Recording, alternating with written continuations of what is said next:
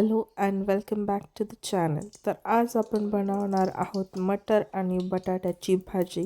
सगळ्यात आधी घेतलेलं आहे तेल. सगळी आधी पूर्वतयारी करून ठेवलेली आहे. मटर आणि बटाटा घेतलेला आहे स्वच्छ धुवून.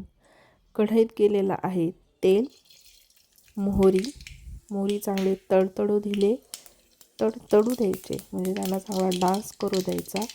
आणि मग त्यामध्ये जाणार आहे कढीपत्ता,